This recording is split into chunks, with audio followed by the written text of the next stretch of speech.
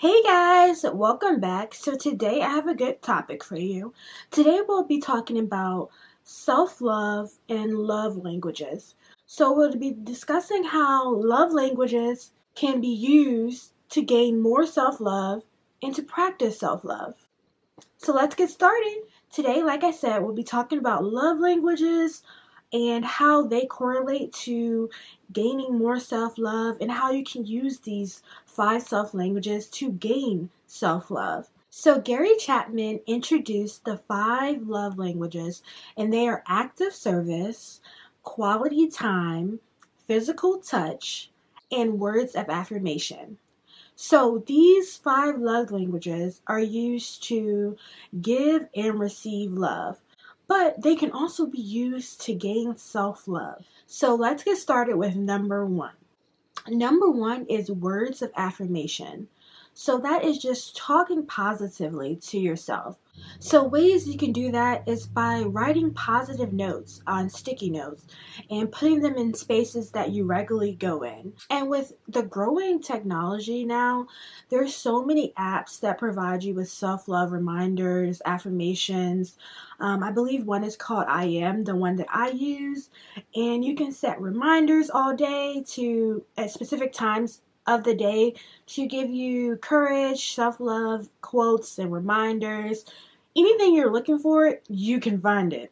The next way that I suggest to practice words of affirmation is to try journaling. That's something that really helps me. It's something that I only see personally, and I can express my gratitude of how I'm feeling that day. It makes you realize like how important your life is, how important being happy is.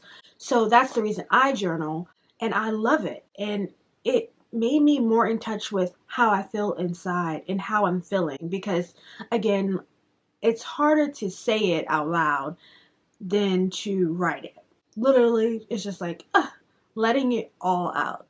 If you're interested, I have some great journals on our website, Self Love Overflow. It's going to be in the description. It's mindfulness journals, self care journals, just regular journals that you can just write in to just express yourself and let everything out. So, number two is active service. So, these are ways that you can give yourself self love and practice self love. It's doing something for yourself. So, for me, it's really cooking. That's the way that I express my feelings, with food and just allow myself to pamper myself because I love creating great meals. I love following great recipes. And that's my way that I express my service to myself is just by cooking me a delicious meal with some wine and relaxing. That's perfect for me. So it's important that you find what's you love to do for yourself. It could be cooking, it could be drinking a glass of wine after work, anything like that. It's just pampering yourself. Another way that I have really learned to pamper myself is just by having a clean space. I think that is so much service to yourself. It's just to have an environment that's clean, that's decluttered, that you can come home and just relax and have to not worry about anything. That's so important because it clears your mind. Now, I definitely recommend a self care day, just a day where you focus on yourself, focus on pleasing yourself. It could be scheduling your appointment that you haven't been to in a long time, getting your hair done, nails done. It's important to feel as beautiful as you are inside on the outside. Number three is receiving gifts. So basically, this is just pamper yourself. One of the best ways to do this is to invest in yourself, invest in your business, invest in classes, invest in your education. It could be a cooking class that you always want to do, but it also could be education, getting your master's, creating a space for yourself to grow. It could also mean investing in your business, investing in something that you want to do long term, that you've been putting to the side. It's now time to focus on that. Do something that you have never done. Cross something off your bucket list. I know recently I went on a roller coaster for the first time. I'm scared. I have a fear. I've watched too many Final Destination, specifically the one where it broke down. So when I went on the roller coaster last year for the first time, that was something that I have always wanted to do. I mean, I went on roller coasters when I was younger, but I haven't done it in a while. So this was something that I wanted to do for myself.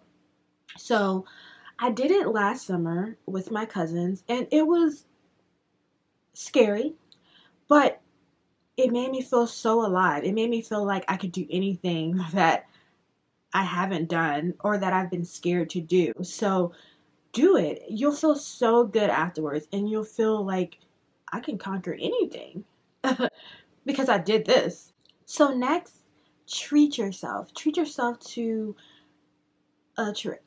Treat yourself to Maldives, Dubai, whatever you feel like. Treat yourself to a weekend getaway.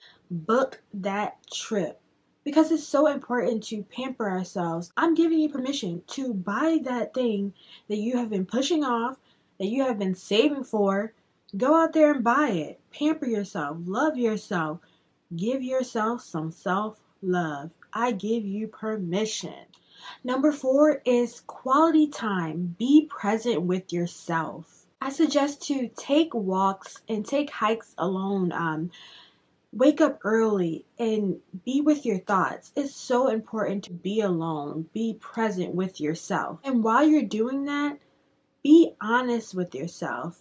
Understand what you need to be happy. I learned after my divorce that I couldn't do it alone. I had to be honest with myself. I honestly needed therapy. I needed someone to talk to. I needed someone to confide in other than family members or friends. So it is so important to just be honest with yourself and be honest with the things that you need to truly be happy.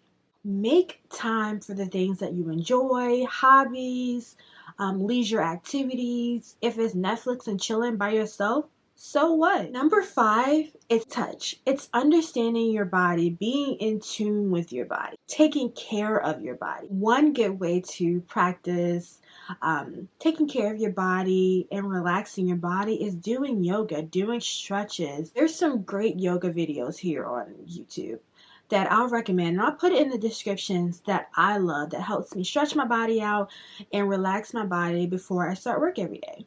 I know my girls will understand that it is so important to moisturize your body, to cleanse your body. Setting that daily skin routine is so important, and it just makes you feel so good inside. It makes your body feel so soft and so luxurious. And if you don't want to do it yourself, schedule a spa treatment.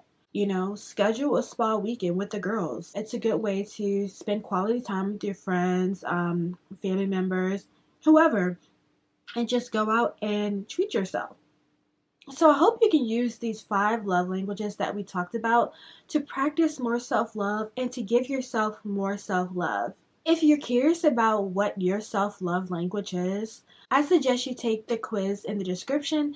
It's a self-love language quiz, and it'll tell you what your self-love language is. It'll allow you to focus on the self-love language that you relate to more first. Thank you so much for just spending your time with me and discussing the 5 love languages. If you haven't already, be sure to subscribe and be sure to click that notification bell to get all the future updates and all the future videos. Bye guys!